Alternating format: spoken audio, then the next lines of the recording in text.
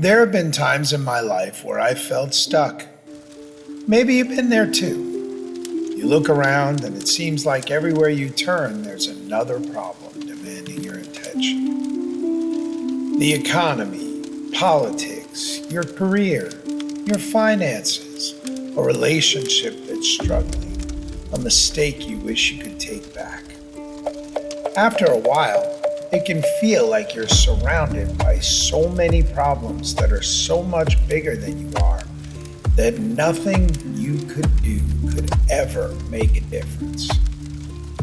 Now, I've become convinced that one of the greatest challenges facing our society today isn't a lack of intelligence. It certainly isn't a lack of opportunity. It's discouragement. I see it everywhere, especially among young people. Good, hardworking people with talent and enormous potential, people who haven't stopped caring. They've simply become exhausted from caring about things they have zero power to change. And after a while, they stop believing their own actions matter. Well, that got me to thinking. What actually helps when life feels stuck? A few years ago, I decided I wanted to change my property to improve it. Not because there was anything wrong with it, but because I had a vision. I wanted to create a place where my family, my friends, my folk, we could all gather together. Somewhere the children could just run and play and be children. Somewhere people could just have great, engaging conversations around a crackling fire. Somewhere people could put down the burdens of the outside world, even if only for a short while.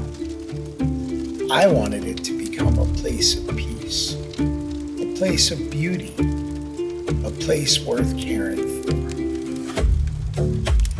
The problem was, I am not a rich man. I couldn't afford to create the picture I had in my head. I could have bought maybe one or two beautiful mature trees, but there's no way I could afford enough of them to create the place I imagined. Then I was talking to a friend of mine who works for a landscape company, and he mentioned something interesting. Commercial properties replace trees all the time. Not because they're dying, not because they're unhealthy, but because they just aren't perfect enough. Maybe one side is a little thin, maybe they grew unevenly, maybe there's a brown spot, maybe they just don't fit the polished image that the commercial establishment wants. Perfectly healthy trees, removed simply because they weren't commercially perfect. Those became my trees. I bought them because I saw something different. I wasn't investing in what they were, I was investing in what they could become. And I'm not gonna lie, the difference in cost from buying secondhand, imperfect trees versus buying the brand new, mature, perfect trees that I wanted, well, that did have a lot to do with the decision. But long term, I made a decision, and when I planted them, I did something most people probably wouldn't do. I deliberately turned the rough side toward my house. The side with the missing branches, the uneven growth, the imperfections, every single one of them. And people might wonder why. Why wouldn't you want to look at the beautiful side? And the thing is, it's not so much that I didn't want to look at the beautiful side, but I really wanted to see that rough side every day. Not to criticize the tree, but so I could recognize growth as it happened. Every morning I'd walk outside. Sometimes, well, if I'm being honest, almost all the time. In the beginning, nothing looked different. Sometimes I'd wonder if any of the hard work I did to plant them and get them and take care of them mattered. But over time, weeks, even months later, I noticed something. Another branch, another section beginning to fill in. Just a little more green, just a little more life.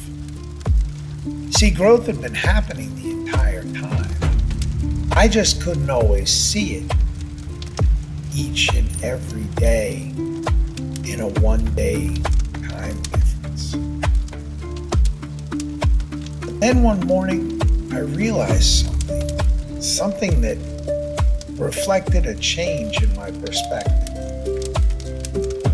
I had stopped seeing what was missing and started noticing what was growing.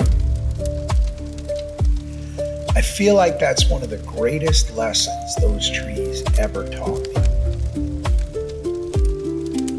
It also made me realize that people really aren't much different than those trees. Every one of us has a rough side, a weakness, a fear, a bad habit, a broken relationship, a mistake we'd rather forget. Most of us spend an inordinate amount of energy trying to hide those things. The thing is, honest stewardship asks something different.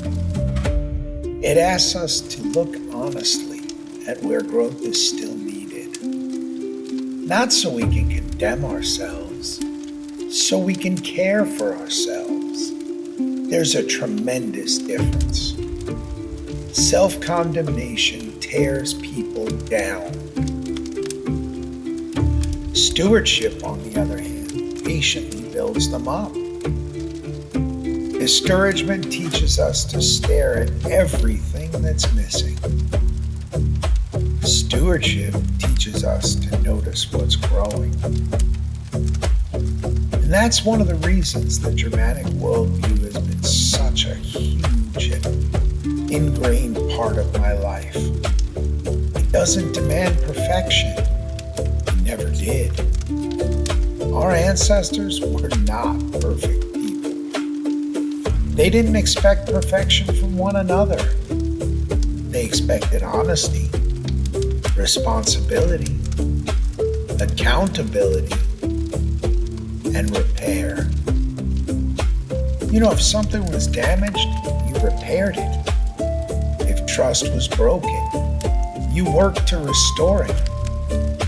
If you failed, you took the time to learn from it, and then you just kept going.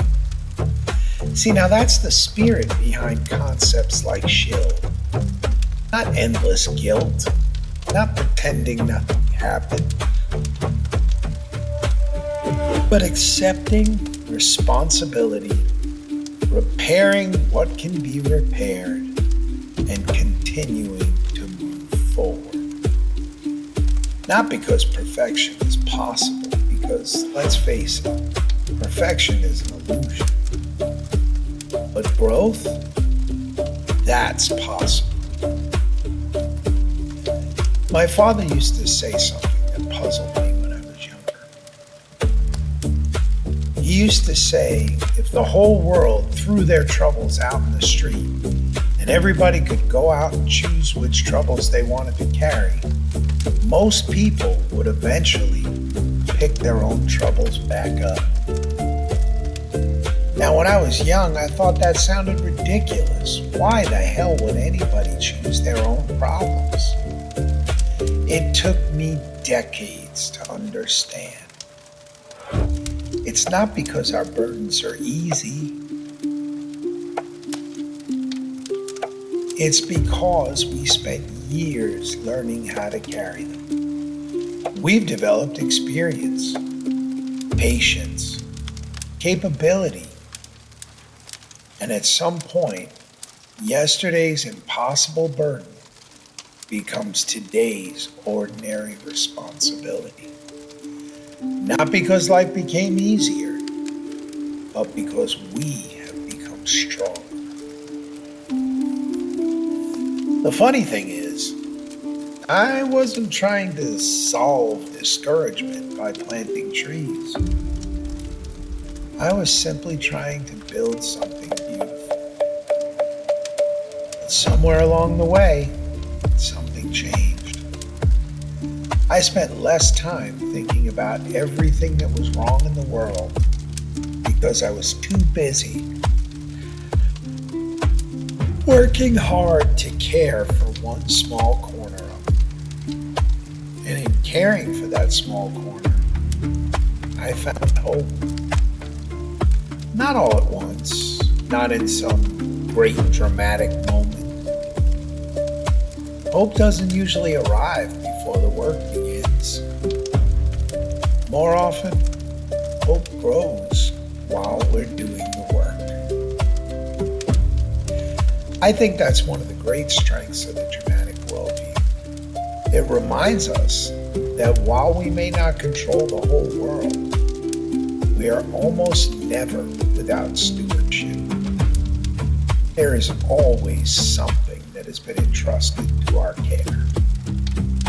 Be it a marriage, a friendship, a child, a neighbor, a skill, a promise, a piece of land,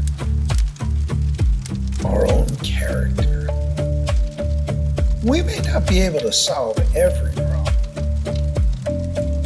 but we certainly can faithfully care for what has been placed in our hands. Those trees in my yard, they are still not perfect. But honestly, I kind of hope they never are. Because every year I see something new. Another branch, another section filling in. Another significant reminder that patient stewardship works. Not just in trees, but in people, in families, in communities, and in ourselves. So if life feels stuck, don't ask yourself how to fix the whole world. Instead, ask yourself something much smaller. What has been entrusted to my care? Then go care for it, patiently, faithfully, tomorrow. Because while you're helping that one small corner of the world become more beautiful, something else is happening. You yourself are becoming more capable, more dependable, more resilient, and more hopeful. Not because someone rescued you, but because you made an effort to become a steward.